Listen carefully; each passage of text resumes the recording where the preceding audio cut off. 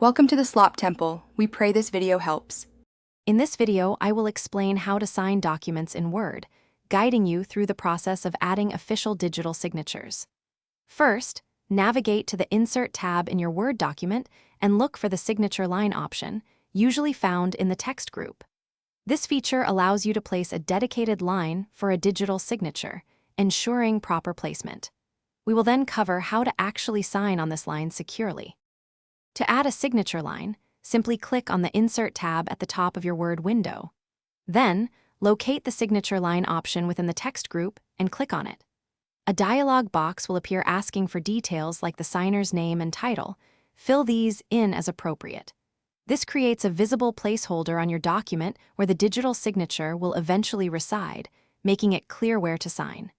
It's a very straightforward and intuitive step in the process. Once the signature line is in place, double-click on it to open the Sign dialog box. Here, you can type your name to create a digital signature or even upload an image of your handwritten signature if preferred.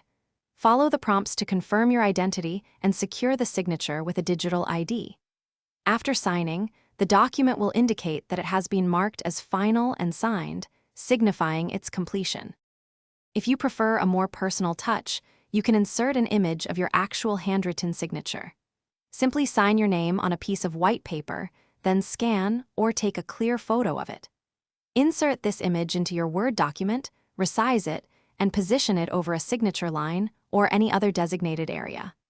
Remember to crop the image carefully for a professional appearance, ensuring only your signature is visible. Thanks for watching. Consider subscribing if we helped you.